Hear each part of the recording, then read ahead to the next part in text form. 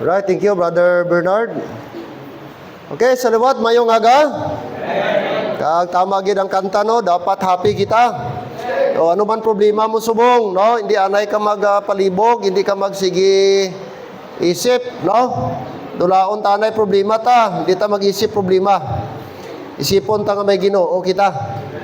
Alright, no? Nga sarang makabulig sa aton, kag maka-solve sa aton nga problema. Okay, muna nga ari kita diri para tugyan ta sa Ginoo. Alright, so this time, tayo please, 1 Corinthians, very familiar, 15:58. 1 Corinthians. In fact, ang iba dito ay ginagawa po nila o life verse po nila. O sana meron tayong lesson, meron tayong makuhang exhortation sa atin. Bawat isa ngayong umaga po. Alright, chapter number 15. Paul mentioned a lot of things beginning verse 1, gospel, and then he mentioned also the disadvantages if there would be no resurrection. Okay, and because of the gospel and because Christ resurrected, one day we will able to defeat the death. In verse number 57, death has no power over us someday. There will be no sting, there will be no grave, because there will be rapture. And therefore, verse number 58, this is the conclusion. Okay, he mentioned a lot of things, and then as a summary, Paul mentioned verse 58, this is the very reason why we need to be steadfast, why we need to be unmovable, why we need to be always abounding. This is the very reason. Verse 58, let's read. Ready, go. Therefore, my beloved brethren, be steadfast, unmovable, always abounding in the work of the Lord. For as much as you know that your labor is not in vain in the Lord. Amen. Father, we thank you, we praise you for your goodness to us, your blessing, your mercy, your abundant grace you bestowed upon us, Lord. And because of that grace, we have salvation. Because of that grace, we reach this far. And that is why, Lord, we are bound to be thankful this morning. It is our duty, it is our responsibility to be thankful for your, Lord, great blessing. Father, we pray that you would be with us today. Give us a sound mind and a teachable heart, willing to be taught, willing to be instructed sa iyo pong salita. And it's my prayer na kami po, Panginoon, sa aming paglabas ay mayroon po kaming exhortation na dapat kami maging masigasig, dapat kami magpursigi, dapat kami maging mainit, maalab sa aming paglilingkod sa inyo. Sapagkat alam namin, Panginoon, ang aming ginagawa ay hindi po maging walang kabuluhan sa inyong harapan. Kaya tulungan nyo kami in these last days na huwag kaming manlamig.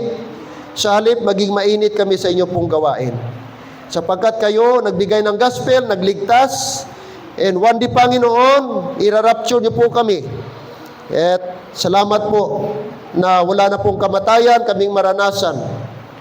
And that is why, Lord, ito yung mga bagay na aming pong dapat ma-realize na ang dami naming advantages because of Jesus Christ sa kanyang ginawa. And Lord, today, encourage you po ang mga nanghihina, palakasin you, Lord, ang bawat isa, and bigyan you solusyon ang may mga problema.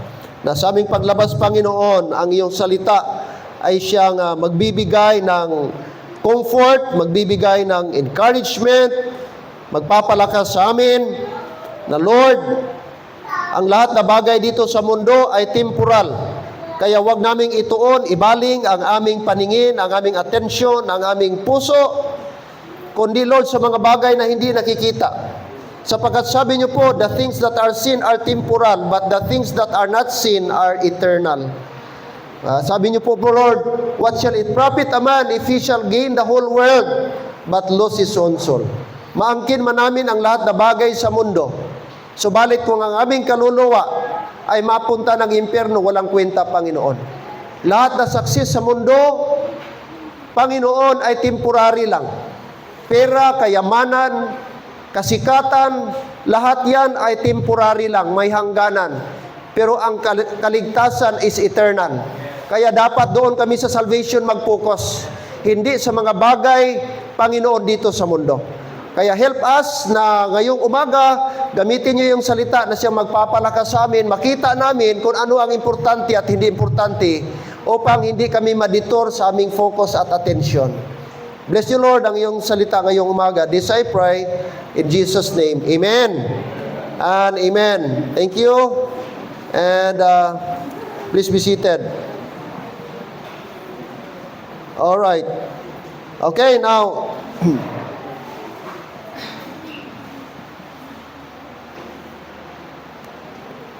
ating mensahe ngayong umaga, abounding in the work of the Lord. Dapat tayo mag-abound. Look at verse number 58. Okay?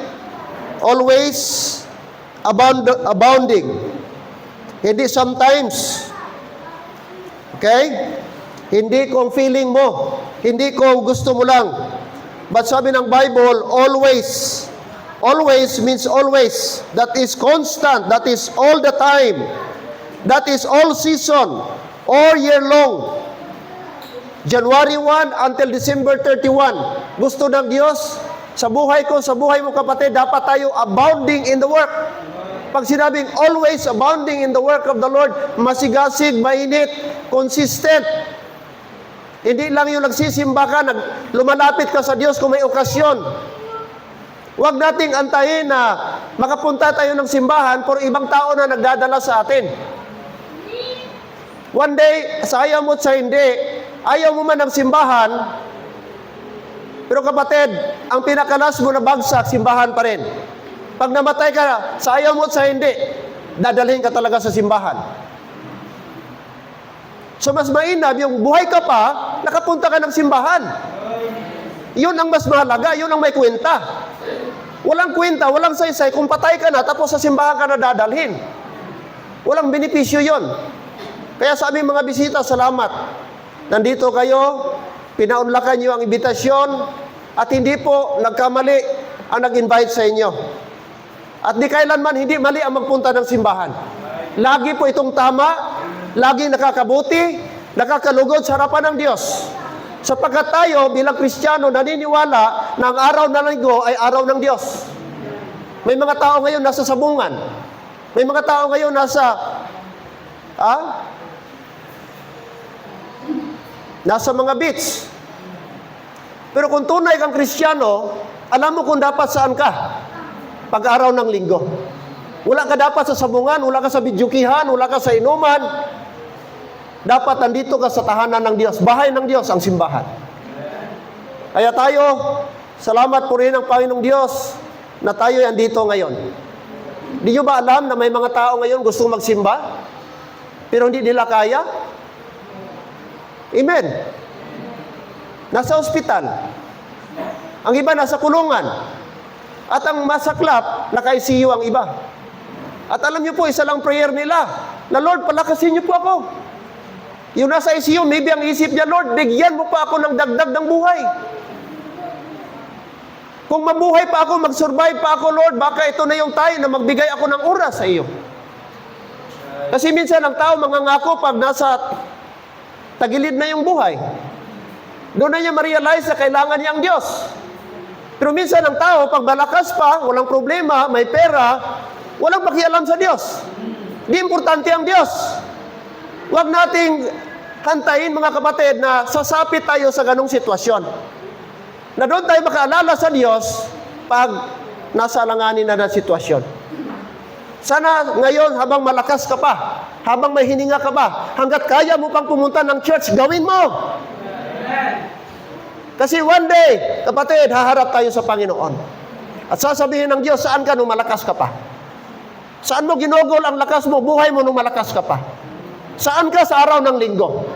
Anong ginagawa mo sa araw ko? Iyon ang hahatulan ng Diyos, kapatid. Kaya ngayong umaga, hinahamon tayo ng verse na ito, na dapat tayo maging masigasig. Dapat tayo maging matibay. Dapat tayo maging malakas sa gawain ng Diyos.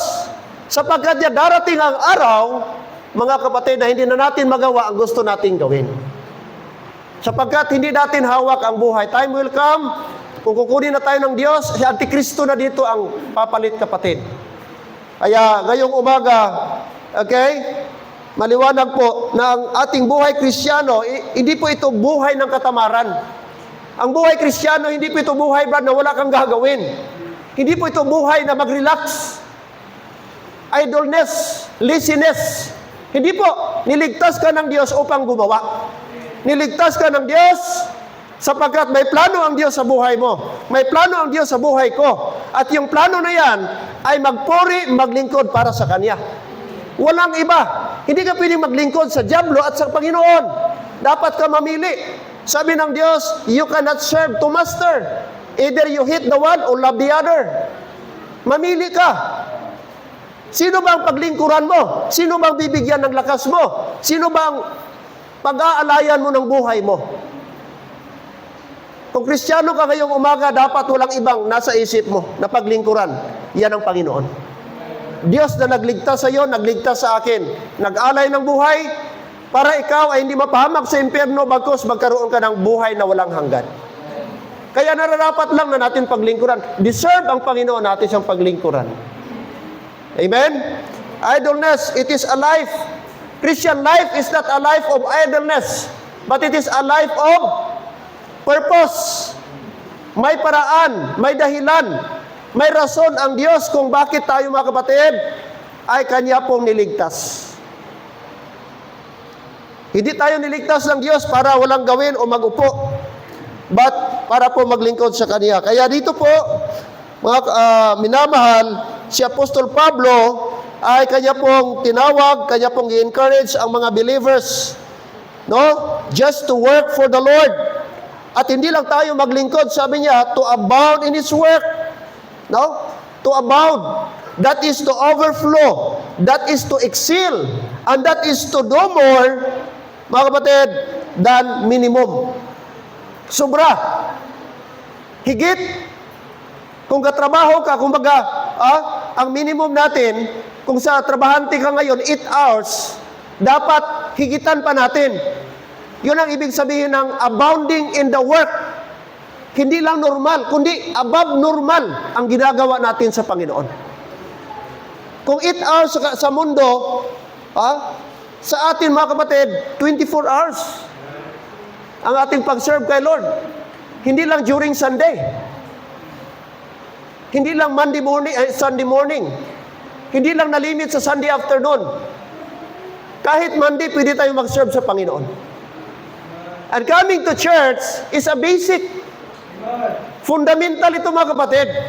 Hindi ka pa nag-serve kay Lord, obligasyon pa natin ito, responsibility natin na pumunta ng church kung Sunday. Wala pa tayo, di pa tayo nagsasacrifice dito. Diyan pa tayo, amen? So first of all, tingnan niyo po verse 1. Ating tingnan, verse number 58. Therefore, my beloved brethren, be steadfast and movable. So the first thing ating makita dito is the call to be steadfast and unmovable. Gi-encourage tayo ng Bible that we need to be steadfast and unmovable. Sa panahon ngayon, napakadaling ma-discourage. Napakadaling mag-stop. Mga Kristiyano ngayon, kunting problema lang, mag-stop.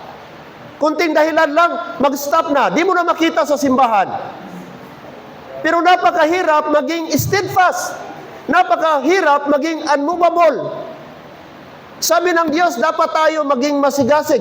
Steadfast, that is strong. Unmovable, hindi dali matinag, hindi dali madala, hindi dali na masway. Ibig sabihin, mga kapatid, kahit may problema, gusto ng Diyos maging steadfast tayo. Huwag nating idahilan ang mga trials natin. Huwag nating idahilan ang ating mga circumstances. Huwag nating idahilan ang ating mga struggle.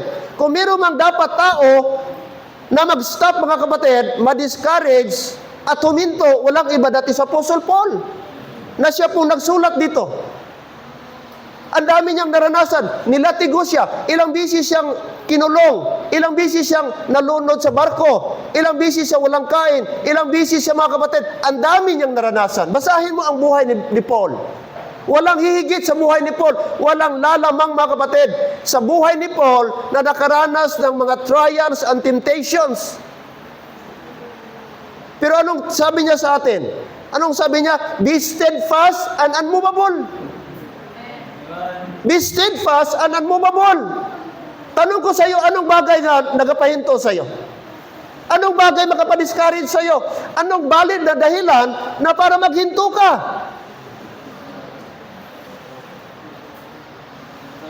Amen. Kung problema pag-usapan, si Paul ang daming problema. Kung walang pera pag-usapan, si Paul never nagkaroon ng maraming pera.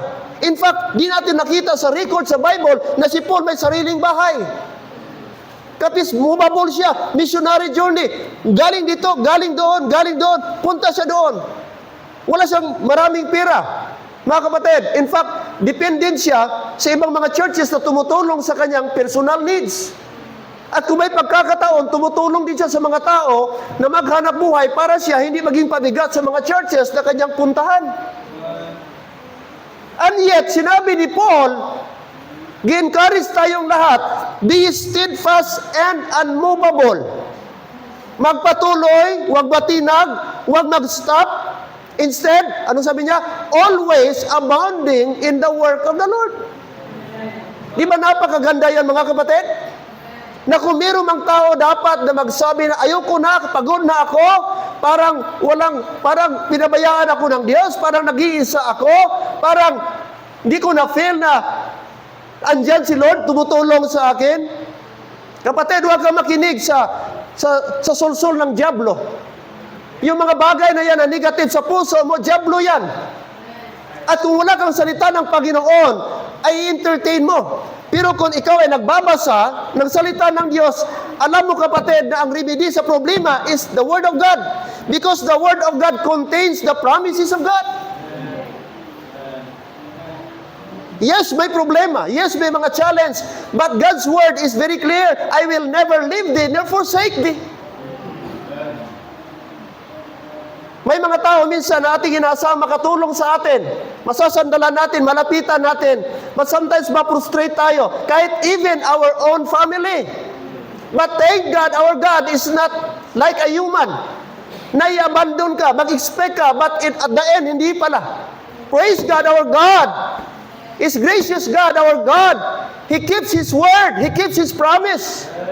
And God is true and faithful to us. I-abandon ko ba ng ibang tao, kapatid, but never si Lord mag-abandon. Amen. That's why, mga kapatid, Paul speaks about abounding. He speaks about stability. Dapat tayo maging stable. Hindi tayo daling masway. Hindi tayo daling pag ganon-ganon. Dapat firm tayo. Steadfast tayo.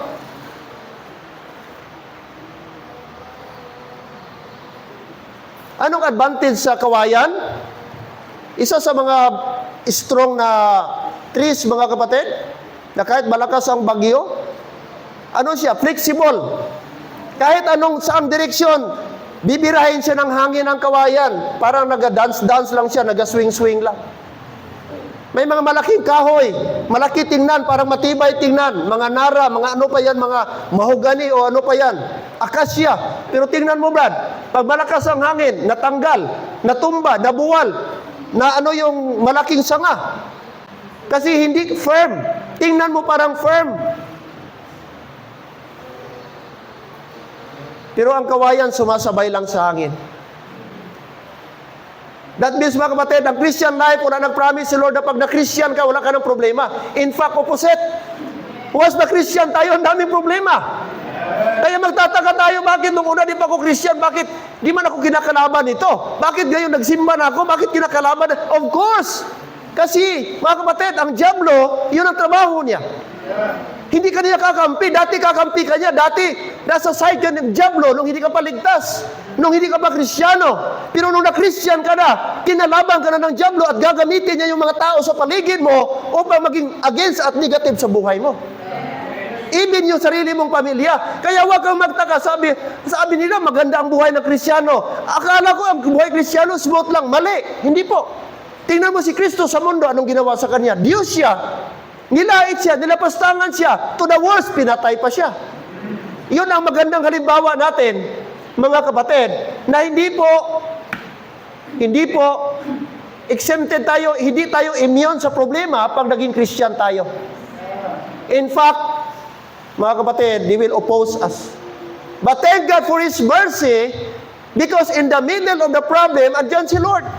Amen? Andyan siya sa atin. Mag-alalay siya sa atin. Mga kapatid, that's why we need to be, what, Rob? Steadfast. Makinig ka. A believer who is easily discouraged, distracted, or drawn away will never abound in God's work. Amen? Ano daw? Ang Kristiyano na daling ma-discourage, madaling ma-distract, madaling ma-drawn away, will never abound in God's work. Hindi magamit ang tao daling ma-discourage. Hindi magiging fruitful kailanman ang Kristiyano, mga kapatid, na madaling ma-distract. Mawala ang focus, mawala ang concentration.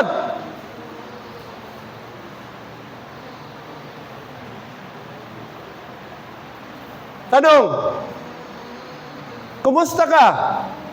Saan ang concentration mo ngayong umaga? Sa buhay mo, anong tinatahak mo na landas path, mga kapatid? Andiyan pa ba tayo sa tama? Now let me tell you, lahat dito sa mundo temporary. Walang bagay dito na walang hangganan. Lahat makikita ng mata mo, may ending yan, temporary lang. Kaya sabi ni Paul, huwag tayong mag-focus, huwag tayong tumingin. Huwag tayong mag-concentrate sa mga bagay na nakikita. 2 Corinthians chapter 4, verse 18. Sapagkat sabi niya, ang nakikita ay mga bagay na temporary. Pira temporary, bahay temporary, sasakyan, trabaho mo, lahat yan temporary. Kaya huwag ka dapat doon mag-focus. I'm not saying hindi yan importante, pero hindi yan ang pinaka-importante. Amen. Doon tayo, sabi niya, subalit, sabi niya, but those things which are not seen are eternal. Doon tayo sa mga bagay na hindi nakikita. Hindi natin nakikita ang Diyos. Hindi natin nakikita ang reward. Pero there will be a reward. Doon tayo mag-focus sa mga bagay na spiritual. Sad to say, maraming Kristiyano na lulong, na bandage, na alipin sa mga bagay sa mundo. Yes, I see, mga kapatid, importante ang trabaho. Pero hindi kasing importante yan. I-balance, dapat marunong tayong magbalanse sa ating buhay. Ang para sa sarili, para sa trabaho, trabaho ka. Pero huwag mong kaligtaan ang araw ng Diyos, araw ng linggo, para yan sa Panginoon. Huwag mong nakawin, huwag mong kunin.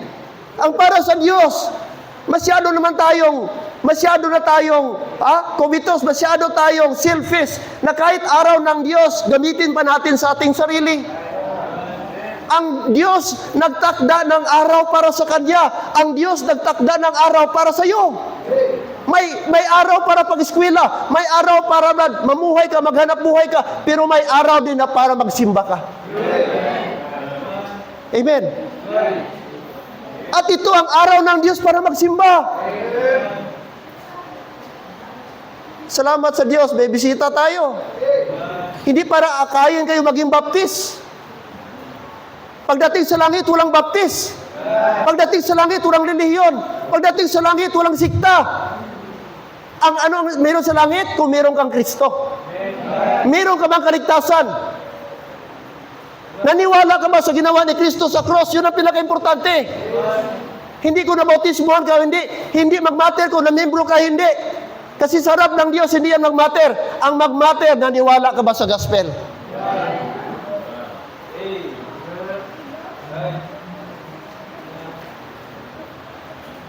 Be steadfast. Kristiyano sana, hanggang sa huli sa ating buhay. Dapat makita tayo naglilingkod sa Diyos.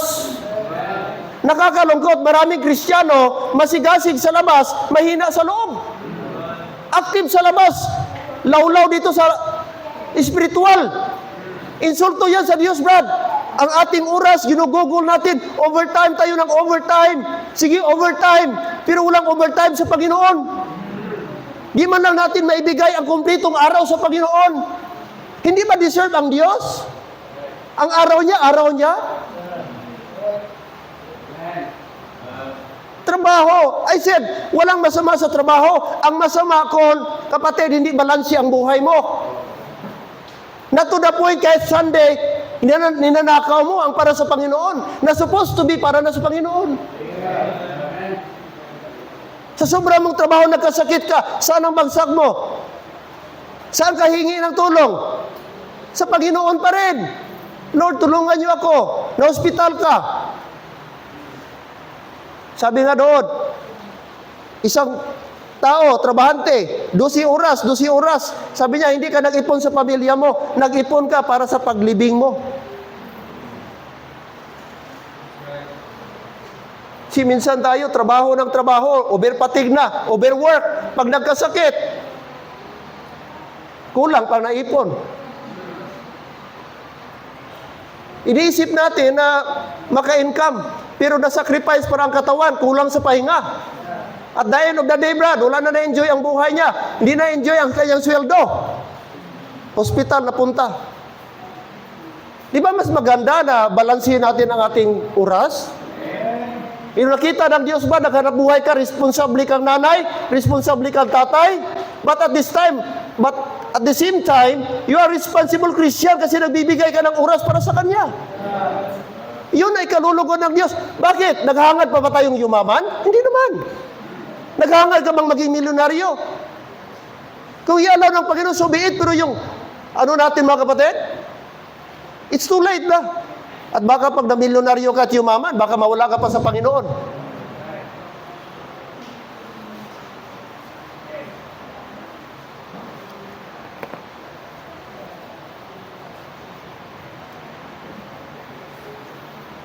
Steadfast. Kaya sabi ni Paul, okay? A believer who is easily discouraged, distracted, or drawn away will never abound in God's work. We must be grounded in faith, rooted in truth, and settled in our commitment to Christ. Yun dapat tayo mga kapatid. Grounded in faith, rooted in truth, and settled in our commitments to Christ. Kung meron mang dapat Kristiyano na very committed, if there is somebody na dapat rooted and settled, that is the child of God. Pero paano ka maging rooted and grounded kung minsan ka lang magsimba? Wala Kristiyano maging rooted and grounded kung apart from the church, apart from listening to the preaching and teaching of God's Word. Kasi preaching, the product of preaching is what? Mga kapatid, maging grounded ka, maging equipped ka sa Word of God. Walang magpapatibay sa atin kundi salita ng Diyos. Salita ng Diyos.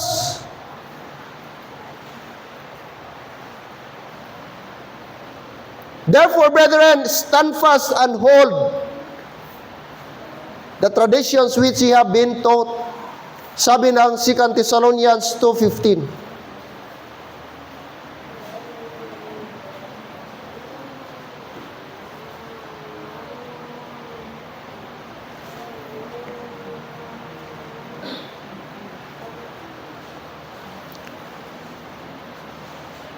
Let's proceed to the second point. First, the call to be steadfast and unmovable. Tinawag tayo, binigyan tayo ng instruction ni Lord na dapat tayo maging steadfast and unmovable. Amen. Number 2, the command to abound in the work of the Lord. Notice again in verse 58, therefore, my beloved brethren, be ye steadfast and unmovable, always abounding in the work of the Lord. God does not call us to occasional service, but a continual service. Anong occasional? Ha? Pag sinabing occasional, ano yan? Pag gusto mo lang, pag feeling mo lang, seasonal, pag may program, may activity ang church, yun ba dapat ang ating pagsisimba? Pag gusto natin, pag feel mo ngayon na maganda, magsimba ako ngayon, pag may birthday mo, magsimba ka kay birthday mo, yun ba yun? Magsimba ako kay may bagong damit ako, yun ba yun? Minsan hindi pa natin natakwil, na-abandon, na-give up yung mindset nung una.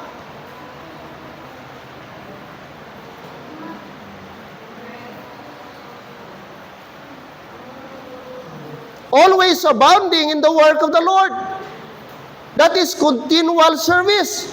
What kind of service gusto ng Lord sa atin, mga kapatid? Continual service. That means serving in the church, sharing the gospel, helping those in need, and living a godly life before others. This is the kind of life na gusto ng Diyos sa ating lahat. Nag-overflow tayo. Kahit hindi Sunday, mga kapatid, you are serving the Lord. Kahit walang okasyon sa church, kahit hindi church anniversary, kahit hindi po Thanksgiving, you are serving the Lord. Dapat ang ating excitement, ang ating motivation, hindi lang doon sa okasyon. Dapat tayo joyful every Sunday. Our motivation should be, Lord, I want to serve you. I want to worship you. Because, Lord, grabe yung mga benefit binigay niyo po sa akin. At deserve ka, Lord, na aking pasalamatan. Because you are the one who saved me. You give your life for me. Lord, you sacrifice for me. And therefore, Lord, hindi ko man mabayaran ang kaligtasan, but somehow, in my service, mapasalamatan kita. No one, and we can never pay back sa salvation. Hindi natin mabayaran. Kahit mamatay pa tayo, kapatid, walang price tag ang kaligtasan binigay ni Lord sa atin. Because that is equivalent for His blood and life on the cross. But somehow, our service, makita tayo ng Diyos, mga kapatid, kahit man na naglilingkod tayo sa Kanya.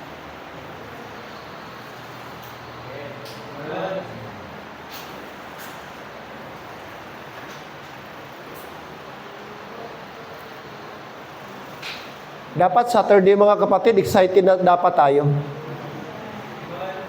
Ang tunay na Kristiyano, mga kapatid, makikita mo yan sa oras.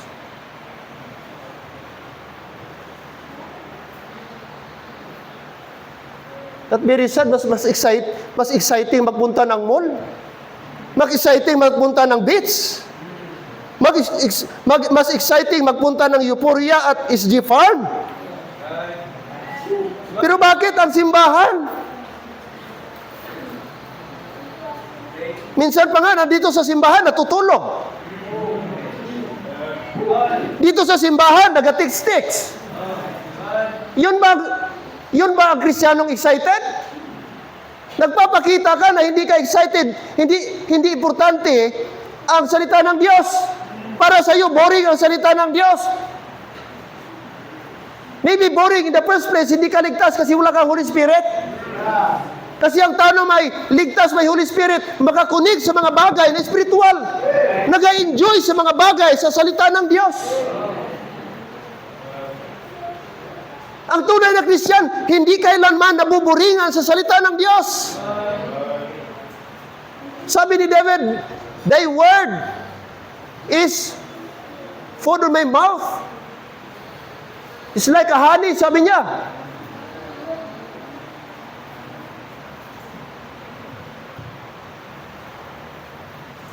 The command to abound in the work of the Lord. Not in the work of the Lord, the work of the world. If there is one thing, mga kapatid, na dapat maging active tayo. Dapat sana sa gawain ng Diyos. Supportive tayo sa gawain ng Diyos. Ano mang okasyon natin. Take note, basahin niyo po. Basahin niyo ang ating church covenant. Mga members, anong responsibility natin? To support the worship. Andyan.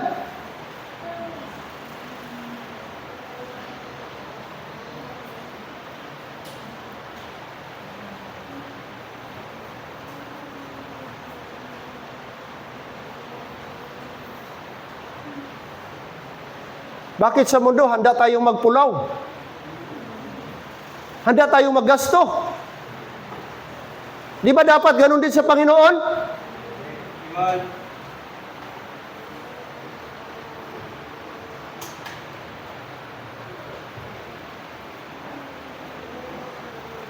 Colossians 3:23.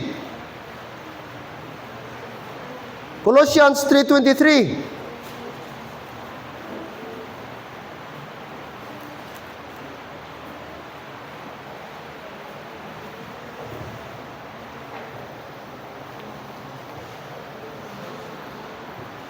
(23 and 24), and whatsoever ye do it what? Heartily, as to the Lord, and not unto men. That's very clear. And whatsoever ye do it. Anong requirement? Heartily. Anong word whatsoever? Anumang bagay. Anumang bagay. Anything. Kung nagwalis ka man, that is whatsoever. Kung nagdala ka ng bulaklak para sa church, dapat heartily yan. Hindi yan mabigat sa puso mo. Kung schedule mo cleaners, dapat heartily yan. Habang nagwawalis ka, you are not serving people. Put it in your mind, mga kapatid. You are serving God. That is a ministry. Dapat hindi mo isipin na pabigat yan. Schedule ko naman, mabakal naman ko bulak. Pigado, pagani ko, ari pagining bulak sa simbahan. Ay kapatid, pag ganun ang nasa puso mo, walang kwenta ang paglinis mo. Walang kwenta ang pagbigay mo ng bulaklak kung hindi heartily. Kasi ang hinahanap ng Diyos, heartily. Anumang bagay, whatsoever. Whatsoever. Maliwanag, amen? Ye do it heartily as to the Lord. Para sa Panginoon. And not unto. Di na kailangan i-explain yan. Ang ating contribution, dapat hindi yan pabigat sa atin. In the first place, mga kapatid, wala man tayong savings. Pangalawa, alangan mag-solicit tayo sa gobyerno para mayroon tayong church anniversary. Maganda ba yan? Hello, amen? No. Tayo membro dito. Tayo kapatid dito. Tayo ang local church dito. And we are member of the body of Christ. And that is one way we are edifying the body and ministering, mga kapatid, to the body of Christ.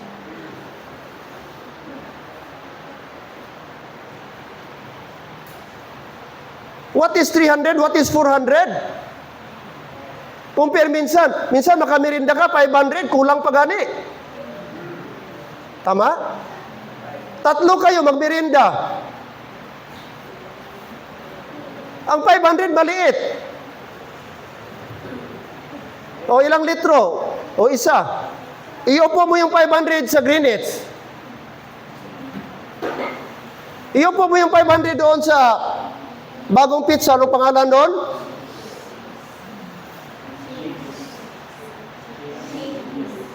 Sikis. Magkano yung barkada size nila? May 500 na siguro. Wala pa yung soft drinks. Tama? Pero yung 400 mo binigay sa Panginoon, malaki na yung tulong. May kwenta pa, may investment pa. Nagmatter pa yun sa Panginoon. Kaya wag tayo kapatid, wag nating pairalin yung ating human nature. Dapat excited tayo. Dapat masaya tayo. Pag para sa Panginoon, yes Lord, yes Pastor, yes Lord, it's a privilege, makaminister ako sa church. It's a privilege, maging blessing ang aming activity para sa aming mga bisita, para sa aming speaker, and first of all, para po sa inyo. Dapat ganun. Dapat ganun ang ating puso, mga kapatid. The command to abound in the work of the Lord. Sabi ni Paul dito, verse 27, 24, sabi niya, and verse 23, and whatsoever we do it heartily as to the Lord and not unto men. Di para sa tao. Verse 24, knowing that of the Lord, ano kay Lord? Ye shall receive the reward of inheritance, for ye serve the Lord Christ. Sino magbigay ng reward? Hindi si pastor, hindi ang member, but the Lord Jesus Christ. Take note, Jesus Christ, mga kapatid, He is a rewarder. Hindi ka man na-recognize ng ibang tao, di ka man na-applause ng ibang tao. But take note, if you do it heartily, surely and certainly, the Bible says, you will receive the reward. So ang ating reward, nandun sa taas. Huwag tayo mag-expect dito bad. Ang real reward nasa taas. Trabaho lang tayo dito. Trabaho lang tayo dito. And someday, in Judgment Day, doon mga kapatid, ang reckoning. Lagay natin sa isip. Kaya sabi ni Paul, always abounding. Kaya sabi ni Paul, be steadfast. Kaya sabi ni Paul, unmovable. And always abounding in the work of the Lord. Why? Because you receive a reward. Sino ang magbigay ng reward o sino ang bibigyan ng reward? Sabi ni Lord, ni Paul, for ye serve the Lord. Yung naglingkod, yung nagpagal, yung nag-effort, yung nag-perform. Siyempre, kung wala kang ginagawa, paano ka bigyan ng reward, Brad? Anong i-expect mo?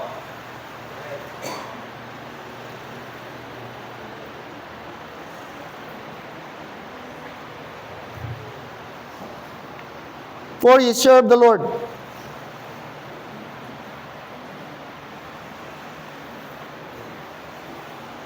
What's the first thing, mga kapatid? The call to be steadfast and unmovable. The second thing, the command. That is a command, the exhortation to all of us that we need to abound in the work of the Lord. To abound means, like I said, it is to excel, overflow ang ating pagtrabaho sa Panginoon.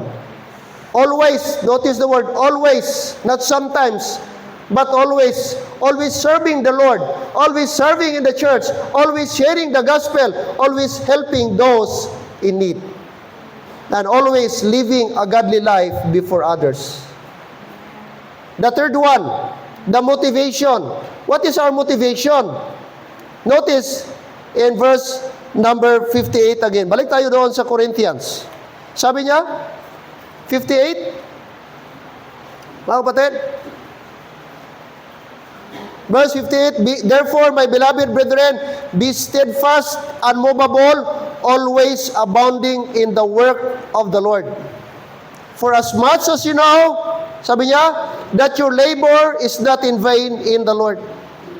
Bakit tayo maging always abounding in the work of the Lord? Kaya sabi niya dito, our labor is not in vain in the Lord. Yun ang sure promise ng Panginoon.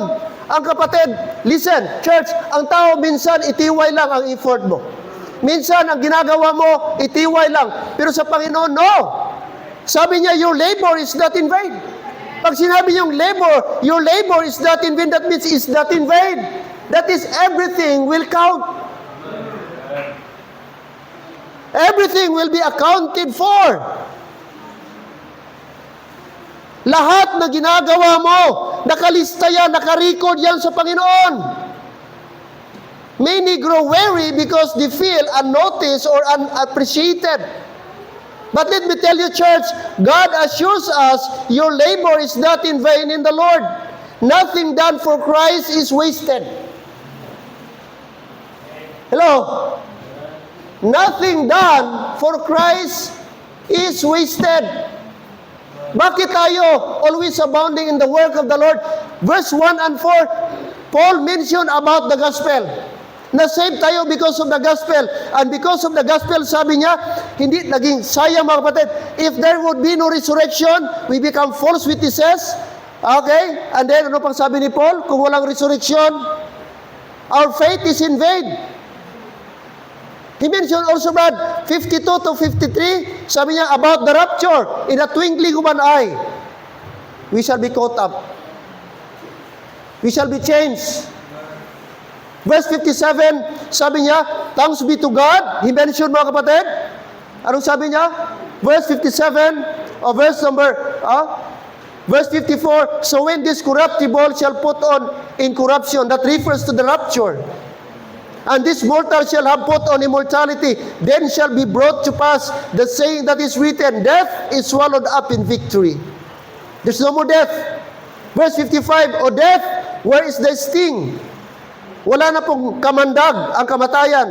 Wala na pong kapangyarihan ang kamatayan during the rapture. O death, where is thy sting? O grave, sabi ni Paul, where is thy victory? Wala na pong kapangyarihan ang kamatayan, mga kapatid. Gikanker na po ng Diyos ang kamatayan. He defeated death. That's why 56, the sting of death is sin, and the strength of sin is the law. Alam niyo po, ang pinakalas natin na kalaban sa mundong ito, ang kamatayan. Ang kamatayan. But one day, we are going to defeat that enemy. Tinawag siyang kalaban. Because death, mga kapatid, speaks about separation. Death brought sorrow and sadness. But praise God, one day, we are going to defeat that last enemy. And that is the death. That is why Paul dayon, verse 57, he said, but thanks be to God, despite of all those things, sabi niya, but thanks be to God, which giveth us the victory through our Lord Jesus Christ. And then here's number 58, mga kapatid. As conclusion ni Paul, sabi niya, because of this, because of the gospel, because of the resurrection, and because of the rapture, Corinthian believers, these are the things you should do. You should be steadfast, you should be unmovable, always abounding in the work of the Lord, because your labor is not in vain. Amen? What a nice exhortation, mga kapatid. Diba napakaganda na exhortation ni Apostle Paul? Our labor is not in vain. Nothing done for Christ is wasted. Prayers are not wasted. Faithful service is not wasted. Sacrifices are not wasted.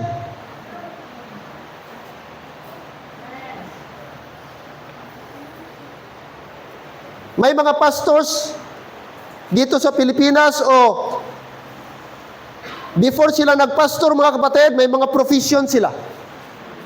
May mga pastors akong kilala personally na before sila nagpastor, gi-give up nila ang pagiging doktor nila. Ang iba sa kanila, engineer. Gi-give up nila ang iba nagtrabaho sa bangko. Meron akong kilalang pastor na nag-missionary doon sa Cambodia. Dati siya, mga kapatid, BPI, officer sa BPI. Nasa bangko, malaki ang sweldo, pero gi-give up niya to become a preacher and missionary. Para sa mundo, sabi niya, bulok na desisyon, maling desisyon. Magandang trabaho mo, gi-give up mo, giiwanan mong pamilya mo sa Pilipinas, nagpunta doon, naging missionary. Anong meron sa missionary? Anong income sa missionary? Ang sagot, wala. Pero bakit gi-give up? Kasi ang sweldo ay higit. Mga kapatid, ang Panginoon is higit sa mga sweldo at material na bagay sa mundo. Pwede kang yumaman, pwede kang magkaroon ng posisyon dito sa mundo. Pero mga kapatid, kung may panawagan ka sa Diyos, walang hihigit na magbigay ng fulfillment sa tao, yung pagsunod sa kalooban ng Diyos. Anuhon mo man yung may pera nga, malaki ang income mo, pero wala kang joy, wala kang peace of mind. Kasi alam mo, deep in your heart, si Lord nanawagan sa iyo. What's the point?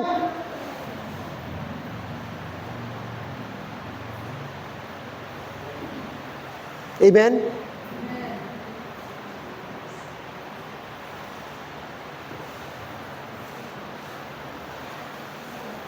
Walang sayang. Kaya huwag kang magkwinta, kapatid, na may sayang pag ginawa mo sa Panginoon.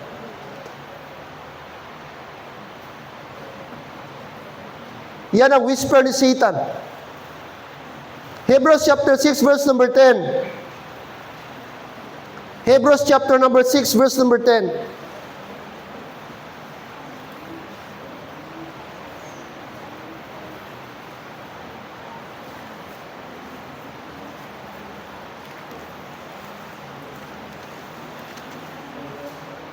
For God is not unrighteous to what? To forget your work. Take note, work and labor of love, which He have showed toward His name, sa kanyang pangalan. In that He have ministered to the saints and do minister.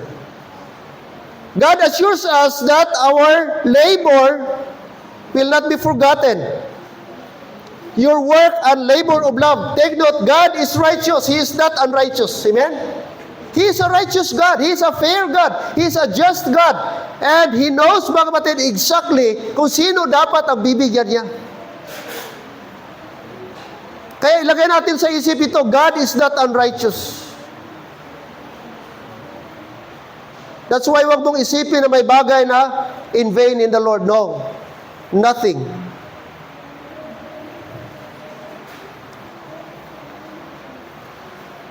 Kapatid, magulo na ang mundo. Are you listening? Magmasid ka ngayon, makinig ka ngayon sa paligid, napakagulo na.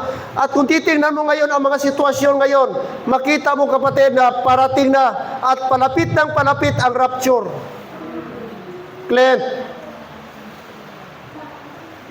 sit down.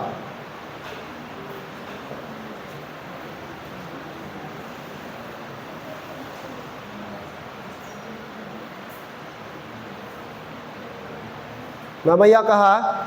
Mamaya ka kay daddy. Huwag ka magdisturbo dyan.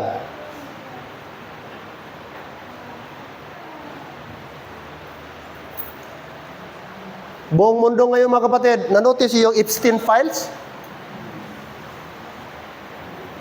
Grabe.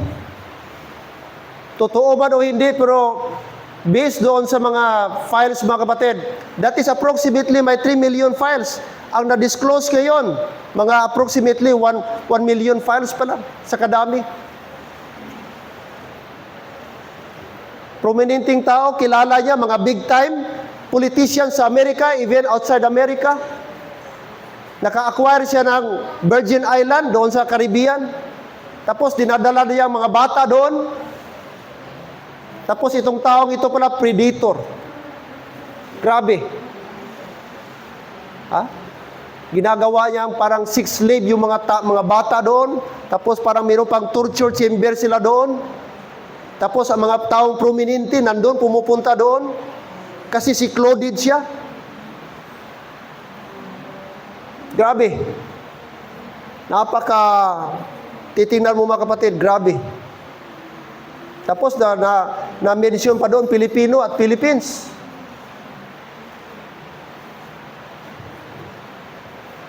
Doon yun ngayon sa bago lang,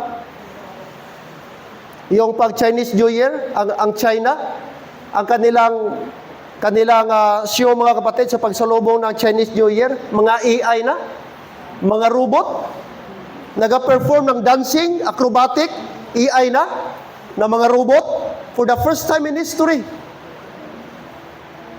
And yung sabi sa Revelation, mga kapatid, at Book of Daniel, na someday, merong thousands of armies na like the sun of the sea, na tatawid from the east, papuntang Jerusalem, papuntang Israel.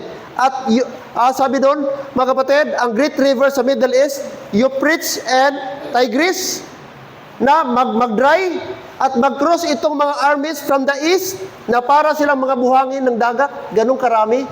And that is the fulfillment, mga kapatid. China is east.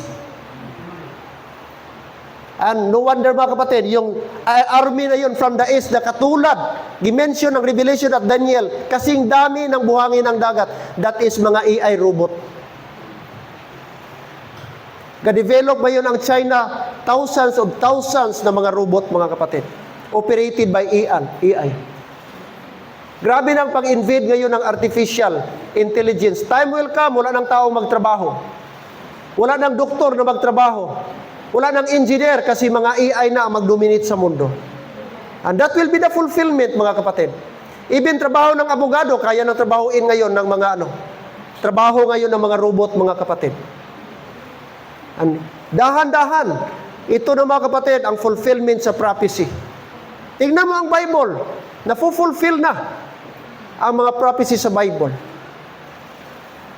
Tumingin ka sa paligid, anong nangyayari? 5 years na ang gera ng Ukraine at Russia. Lately lang, this week, kahapon, the other day, giatake ng US at Israel ang Tiran. Tiran ngayon. Ginapulbos nila. Ang time will come, magtaas pa naman ang krudo kay ang Iran, isa sa mga oil manufacturer sa buong mundo. Wala na, pa-increase ng pa-increase, wala nang pag-asa na bababa pa ang krudo at gasolina. Na-notice nyo, halos every week, every 2 weeks, increase. And time will come, baka wala nang supply tayo mga kapatid ng oil. At doon na, magkakaroon. Doon ang Antichrist magpakita, magbigay siya ng false hope, magpakita siya, ako ang solusyon. At ang mga tao, akala nila ito ang tunay na solusyon. Ako magbigay sa iyo ng pag-asa, ako magbigay sa iyo ng peace. Pero false peace pala, pag nakuha niya ng simpatiya.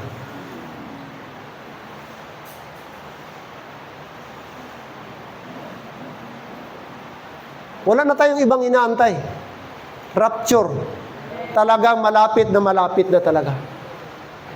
Kaya kung di ka paligtas, kapatid, ako'y namamanig sa iyo, siguraduhin mo. Kasi mahirap pag naiwanan. Si Antikristo ang mag-take over sa mundo. At meron ngayon, mga kapatid, meron ng proposal ngayon na there will be another pandemic. Tapos ngayon, according kay Bill Gates, na para matrace up kung sino, matrace up sino ang positive sa COVID or yung pandemic, positive doon mga kapatid, lalagyan ng barcode bawat isa. And that will be the 666 na.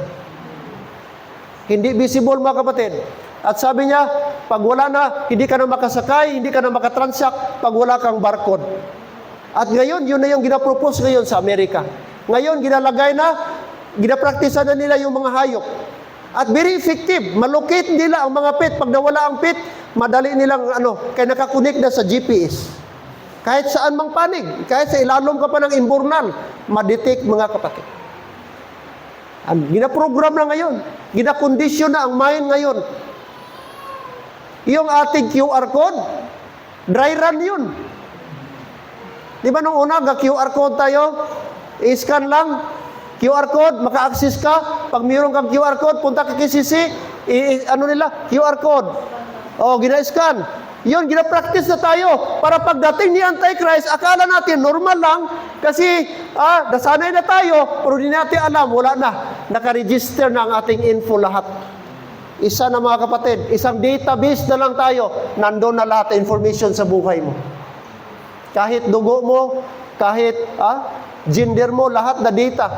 Kaya no need na yung ATM, no need na ng cash, no need na. Kasi dito na lahat ang information dito sa bawat tao. Kaya ngayon, pag wala kang alam sa Bible, akala mo normal lang, pero mga kapatid, kung basahin mo ang Biblia, nag-fulfill na tayo sa prophecy. At kailanman magkamali ang prophecy na predict na sa Bible ito. At mafu-fulfill po ito. Heaven and earth shall pass away, but my word shall never pass away. Amen? Tanong, handa ka na ba sa rapture? Baka maraming ma-surprise. Ang hindi mo gi-expect na langit, napuntang langit, napunta. Ang gi-expect mo na makasama mo, hindi pala. Iyon ang malaking problema. Kaya i-double check mo talaga. Baka kasimba ka lang, kaya dahil sa parents mo nandito. Baka dahil sa parents mo, kasimba ka. But in reality, wala kang relasyon kay Kristo. Hindi mo naintindihan ang tunay na paraan ng kaligtasan. Akala mo kayo nagsimba ka, okay na. Akala mo kayo nabaptize ka, sure ka na. Iyon ang malaking mali. Kaya lahat ng mga bagay, kapatid, walang kinalaman doon sa kaligtasan. Ang kaligtasan, ang basis niya, kung ikaw ay naniwala sa ginawa ni Kristo sa cross. Kaya doon sa cross, nagkaroon ng dalawang pangyayari. Nagkaroon ka ng reconciliation doon sa cross. Yan pa tayo, amen? Kaya mga kapatid, suriin natin, i-check natin na tayo po ay tunay po na ligtas. Amen? Oh, wala na pong iba. Christ is our example. Mga kapatid, Christ is our example. It's number 4. Jesus Himself abounded in the work of God. Anong sabi niya sa John 9:4? John 9:4. Jesus Christ said, I must work the works of Him that sent me, while it is day. The night cometh when no man can work. I must work the works of Him that sent me. Na-realize ni Jesus Christ ang time frame, ang boundary ng time. Alam niya na someday, hindi niya na magawa ang kanyang dapat gawin. Kaya sabi niya, gawin ko ang mga bagay na inuutos sa akin, na nagpadala sa akin while it is day. Ginamit niya na word, while it is day. That means, while there is opportunity, while there is much time. The same way sa atin. He gave His strength, His time, and ultimately His life to finish the work of the Father gave Him. At anong sabi niya? Doon sa cross, mga kapatid, bago nalagutan ang ating Panginoon sa kanyang hininga, kanyang buhay, before He gave up His Spirit, He said, I have finished the work which Thou givest me to do. As followers of Christ, we are called to that same devotion. Dapat kung merong mga tao na masigasig sa gawain, tayo mga kapatid. Amen? Tingnan yung mga wala sa katotohanan. Tingnan nyo yung wala sa truth, mga kapatid. Grabe yung sigasig nila. Ha? Minsan Jehovah's Witness, ga-visitation sila. Ginadrop sila. Noong nag-visit kami Barriosais, meron din doon sila, naka-tricycle. May grupo dito, gidrop. Sa unahan naman, gidrop. Malaman mo may mga payong. Oh, may mga bag yan sila. Oh. Sino naka-notice kayo? Jehovah's Witness, mga saksi ni Jehovah. Pag Sabado, ga-visitation din sila. Ga-balay-balay din sila. Ga-house to house din yan sila. The same with Latter-day Saints, Mormons. Kita nyo may mga name tag yan? Lakad lang din. Kalakad sila. Ga-house to house din sila. Iwan ko kung nakarating sa inyong mga purok. Nagapurok-purok din sila. Nagabarangay-barangay din sila. Di ba dapat tayo doon? Di ba dapat kasi nandito sa atin ang tamang gospel. Amen? Tamang mensahe ng kaligtasan. Ito yung tunay na mensahe ng Diyos, ang gospel. Kung meron mang dapat masigasig, dapat ng mga Kristiyano. Baka isa doon mga loved ones natin, masave pa sana kung meron tayong ginagawa. Hello, amen? Kailan tayo kikilos? Mga politiko ngayon, wala pa 2 years pa lang gadi ang eleksyon. Grabe ng preparation nila. Ga-declare na, ga-prepare na. May mga grupo na sila, may mga alyansa na sila. Hello, nakikinig kayo? Naintindihan niyo sinasabi ko? Grabe, malayo pa. Ga-prepare na sila. Di ba dapat tayo Kristiyano, although hindi tayo politician, ang ating preparation is spiritual. Maybe one of your family loved ones mo doon, maka-prepare sila kung tayong lahat nagakilos, nagatulungan. Mag-share tayo ng gospel, mag-invite tayo, may okasyon ka, mag-invite ka ng somebody, mag-preach sa kanila. Di ba yung opportunity na, di bali na, wala ba itong pilitay? Pero yung marinig nila yung tunay na gospel, yun yung pinakahabol natin. Na para pagdating sa langit, di nila sabi, Kristiyano ka, alam mo palang kaligtasan, paraan, di mo man lang sinabi sa amin. Di ba mas mabigat yun at makonsensya ka na napunta ng impyerno kasi wala kang ginawa? At babaunin nila yung blame sa'yo na kung hindi dahil sa'yo, kung nagsabi ka lang, sana wala kami dito kung nagsabi ka lang. Di ba yun yung tawag nila, cargo de konsensya? Na forever, i-blame ka nila? Oo. Grabe ka nanay, grabe ka auntie, grabe ka pinsan. Simple lang pala, bakit mo man lang hindi man lang sinabihan mo ako? Kung nasabihan mo ako, baka wala pa ako, baka na-convert pa ako, baka nasave pa ako ngayon. Mga kapatid, tandaan natin, diyan pa tayo, meron tayong kasabihan, ang pagsisisi naging nasa, may nakita kayong tao nagsisi advance? Unahon ko na lang karon para magpaiba ko karon, magsisi na ko daan. Para balik ta doon, kung magsisi na ko daan, Lord, sorry, para may impyerno ko. Hindi po ganun, walang ganun. Diyan pa tayo?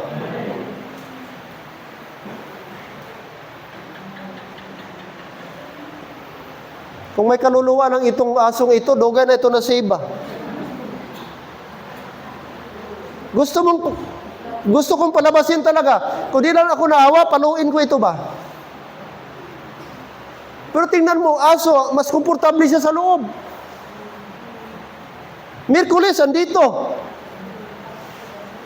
Devotional kami dito, Sabado, morning, andito. Every time ma-open ang church, wala siya, dito. Dito talaga yung ano niya. Saan ang Christian? Iba, 2 na linggo, absent. Iba, 3 linggo na, absent. Aso, walang absent.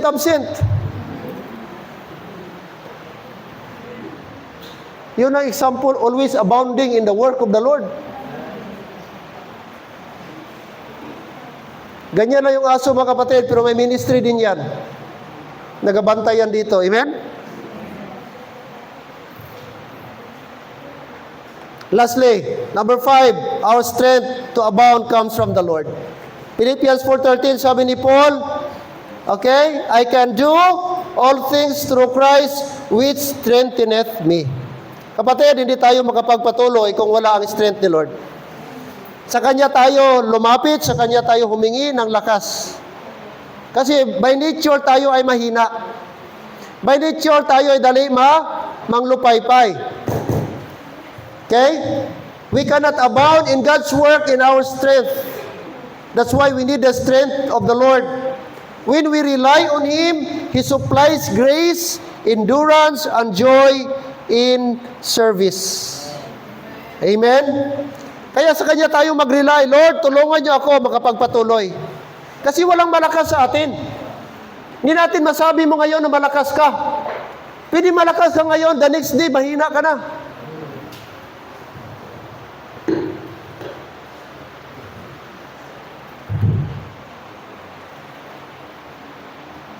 Pero tinatawag, mga kapatid, mental stress at emotional stress. Marami ngayong mga tao na suicide. Hindi nila ma-cope up yung bigat. Kaya ito yung importante ng preaching at worship. Kasi dito tayo, mga kapatid, Word of God ang siya nag-supply sa atin. Oh, may supplement dito. Ang salita ng Panginoon, ito yung bigay sa atin ng lakas at pag-asa na makaya natin. Kasi mahina talaga tayo. Pero salamat, nag-promise ang Panginoong Diyos. Galatians 6:9, ang sabi niya? Galatians 6:9, and let us not be weary in what? In well doing. For what? In due season we shall reap if we faint not. Let us not be weary. Huwag tayong manghina, manglupaypay sa paggawa ng mabuti. In well doing, because sabi niya, Brad, members, for in due season, in right time, in perfect time, we shall reap if we faint not. Kanino niya i-promise? Yung mga taong nag-faint not. May we be steadfast. May we be found steadfast, unmovable, and always abounding in the work of the Lord, knowing that one day we will hear, mga kapatid, Although primarily ito, sa children of Israel, ito sinasabi, "Well done, thou good and faithful servant." But the same principle, mga kapatid, all of us today are servant of God. Servant of God. Amen? Are you saved? Amen.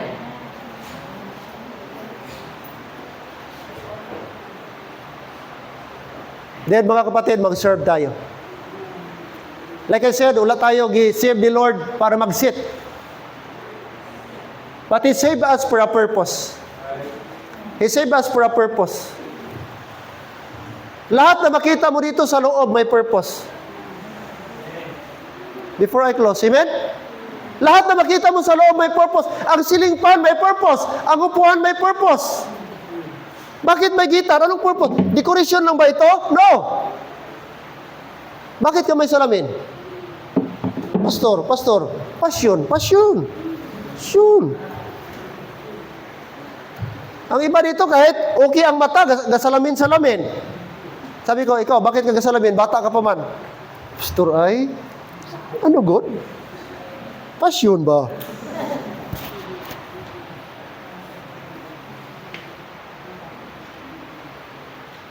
Tama.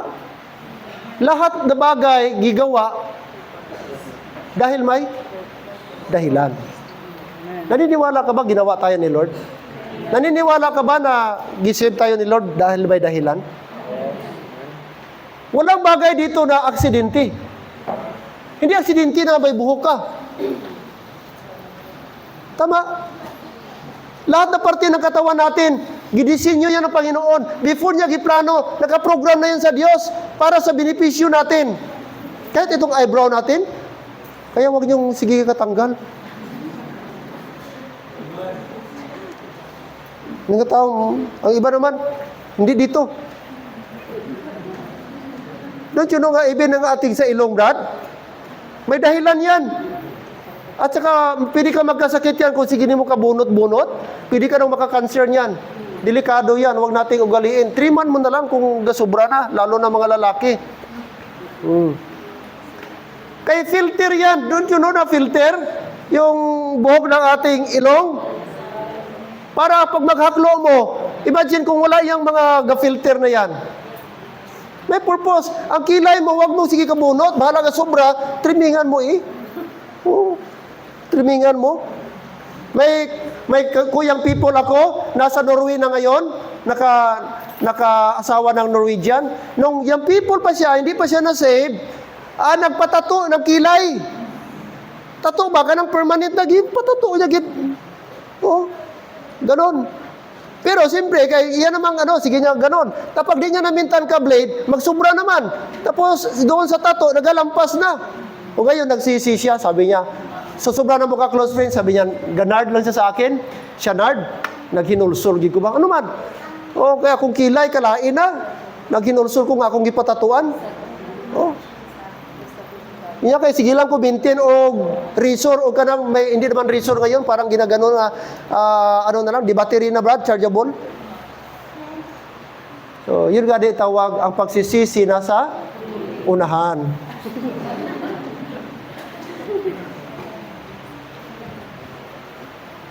May purpose, kapatid. May purpose bakit buhay pa tayo ngayon. Amen? Sana yung remaining days natin, di ko alam ilang remaining years ako, di mo rin alam kung ilang remaining days ka na lang kaya, weeks ka na lang kaya, months ka pa o years ka, di ko alam. Ako di ko rin alam. Kung ilang araw na lang natira sa akin, unpredictable, only God knows. Kaya sana, di man natin alam, maglingkod tayo ng tama. Maglingkod tayo para sa Panginoon. Amen? Every head bow, Lord. Salamat po ngayong umaga. Salamat sa reminders nyo sa amin na maging matatag, maging Lord, kaming lahat, Panginoon, ay maging masigasig, maging matibay sa paglilingkod sa inyo. Sapagkat, Lord, ang aming ginagawa, according sa iyong plan, according sa iyong promise, ay hindi po magiging walang kwenta. Tayo po'y tumayo, mga kapatid, sa harapan ng Diyos. Ang ating ginagawa ay may kabuluhan, kapatid. Huwag kang mag-isip na ang bagay na ginagawa mo, as long ito'y ginagawa mo heartily, pangako ng Diyos, your labor is not in vain in the Lord. Okay? So, mga kapatid, ang Diyos umanyaya po sa atin na ating ipagamit ang ating buhay, ating lakas. Ano mang resources mo, meron ka kayon, huwag mong ipagdamot. In the first place, galing yan kay Lord. Lakas mo, buhay mo, katawan mo, galing sa Panginoon. May resources ka ngayon, praise the Lord. May mga sasakyan ka, praise God for that. At kapatid, ating ipagamit sa Panginoon. Isang araw, iiwanan natin yan. Mas maganda kung una sa lahat ang Diyos ang makinabang. Ang lahat na bagay na tinatamasa, tinatangkilik natin ngayon, pagmamayari ng Diyos, tayo po ay katiwala lamang. Kaya, why not come and pray, Lord, salamat po sa exhortation, salamat, Lord, na hindi pala maging walang kwenta ang aking pagginagawa para sa inyo. Kailangan natin maging steadfast, mga kapatid. Kailangan natin maging unmovable. At maging mangyayari lamang yan kung tayo po ay lumapit, humingi sa Panginoong Diyos. Di natin kaya maging steadfast. Aminin natin, di natin kaya maging unmovable. But praise God, mangyayari yan, kapatid, sa tulong ng Panginoon. Can you come to the altar today and we can pray together? Lord, help me to become unmovable. Salamat sa mensahe. Na-appreciate mo ba ang preaching ngayong umaga? At na-encourage ka ba na even to the last point sa ating buhay, ipag-pray natin na sana always abounding in the work tayo. Lord, help me na mag-abound ako sa inyong gawain. If that is your desire and prayer today, can you come? Huwag ka nang aantay pa ng music or whatever. Just talk to God, plainly to God. Come to the Lord and pray to God. Lord, salamat sa reminder. Salamat sa exhortation. Lord, help me na sana po I will abound whatever man, like Apostle Paul, whatever things man, Lord, ano mang mangyari sa buhay, may problema man o wala. Help me, Lord, na mag-abound ako sa inyong gawain. Huwag ako makabalik sa mundo, huwag ako manglamig, huwag ako manghina, higit lalo, huwag ako mag-stop. Pastor, please pray for me that by the grace of God, I could abound in the work of the Lord. How is your life? Dalawa lang, kapatid, are you abounding in the Lord? O maybe sa mundo ka na? Why don't you come and pray to God, Lord, help me. Amen. Amen.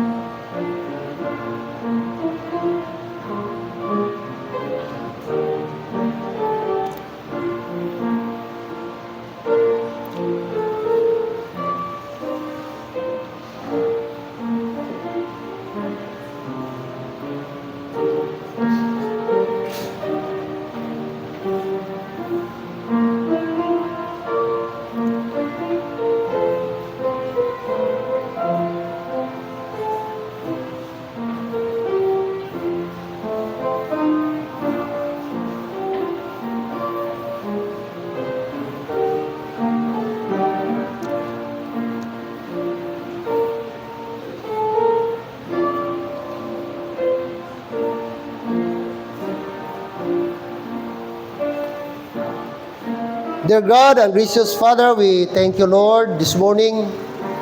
We thank you, Father, for this exhortation na aming natanggap, narinig. Lord, palakasin niyo po. Kung mayroong mang nanghihina ngayon, palakasin niyo, Lord. Kung may nang lalamig, painitin niyo, Panginoon. Huwag mong hayaan tuluyan siyang manglamig, manghina sa kanyang Christian life. Salamat, Lord, na may mga exhortation kami katulad dito, and I pray, Lord, na ito ay mag-motivate sa amin. Tingnan namin ang paligid ngayon, grabe nang nangyayari sa mundo. At Lord, talagang ang propesya sa Bible ay unti-unti na pong napufulfill. And I believe, Lord, na sa aming era, sa aming generation ngayon, I believe mangyayari, Lord, ang rapture. We do not know the exact date, only the Lord Jesus Christ. But Lord, help us na sana sa inyong pagdating, makita nyo kami, madatdan nyo kami, always abounding in the work of the Lord. Palakasin nyo, Lord, aming mga pamilya, aming mga anak, kasama namin silang maglingkod. Huwag nyong hayaan na, Lord, manghina sila. Tulungan nyo ang tatay maging malakas, ang mga nanay namin maging malakas, at maakay nila ang kanilang mga anak. Panginoon, bigkisin niyo kami, pag-isahin niyo kami sa inyo, Panginoon. At salamat, Lord, na andyan ang iyong lakas para po sa amin. Tulungan niyo kami na ang aming focus, ang aming concentration, Lord, ay hindi dito sa mundo, sa halip, ay sa inyo po. Huwag mabaling sa mga temporal na bagay, sa halip, Lord, sa mga bagay na lasting. Thank you for this morning. Sana ang mensaheng ito mabaon namin at magbigay sa amin ng exhortation na kami, Lord, ay mag-double time pa. Huwag na kaming magpatumpik-tumpik pa. Huwag na kaming, Lord, mag-aalangan pa. Sapagkat malapit na talaga ang rapture. Malapit na po ang iyong pagbabalik. Lord, ang aming inihintay, ang tunog na lang ng trumpeta. And it's my prayer na sana lahat kami, Lord, ay tunay na ligtas. Tunay na may relasyon kay Kristo. Kung meron mang hindi pa sure, hindi sigurado, Lord, I pray, tulungan niyo makasigurado sila. Maraming salamat po. Binabalik namin, Panginoon, ang papasalamat, ang parangal, at adoration sa inyo, Panginoon. Sa pamagitan ni Kristo na iyong bugtong na anak, aming tagapagligtas. Dalangin namin ang lahat na ito, Lord. In Jesus' name, Amen and Amen.